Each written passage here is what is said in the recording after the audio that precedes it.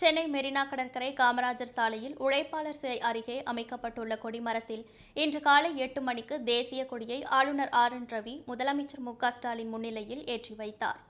அப்போது தேசிய கீதம் இசைக்கப்பட ஹெலிகாப்டர் மூலம் மலர் தூவப்பட்டது.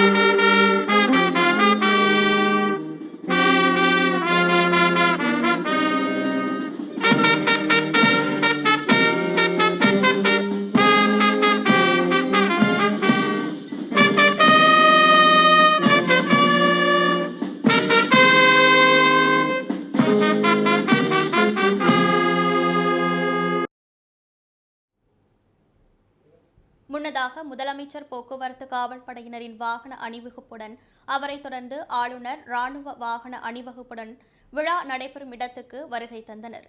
இதையடுத்து முப்படைகளின் கவச வாகனங்கள், அரசு துறைகளின் திட்ட விளக்கங்கள் அடங்கிய 21 அணிவகுப்பு வாகனங்கள் வலம் வந்தன.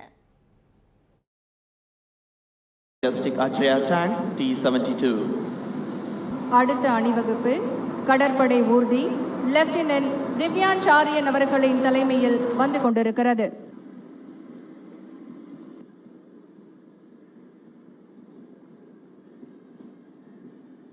அடுத்ததாக வான்படை ஊர்தி விங் கமாண்டர் SK சிங் அவர்களின் தலைமையில் அணிவகுப்பு நடைபெற்றுக் கொண்டிருக்கிறது.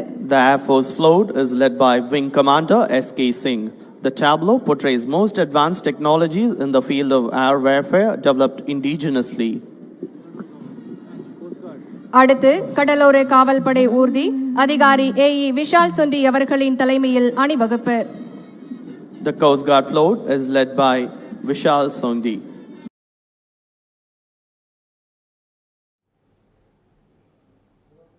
இதைத் தொடர்ந்து மத நல்லிணக்கத்துக்கான கோட்டை அமீர் விருது, திருத்திய நெல் சாகுபடிக்கான விருதுகள், மதுவிலக்கு தொடர்பான காந்தியடிகள் பதக்கங்கள், சிறந்த காவல் நிலையத்துக்கான விருது உள்ளிட்ட விருதுகளை முதலமைச்சர் திரு மு.க.ஸ்டாலின் வழங்கினார். சாலையின் இருபுறமும் தடுப்புகள் அமைத்து பொதுமக்கள் நின்று பார்க்கவும் வசதி செய்யப்பட்டுள்ளது. விழா நடைபெறும் பகுதியில் 5 அடுக்கு பாதுகாப்பு போடப்பட்டுள்ளது. சென்னையில் பாதுகாப்பு பணியில் 7500 காவல்துறையினர் பாதுகாப்பு பணியில் ஈடுபட்டனர்.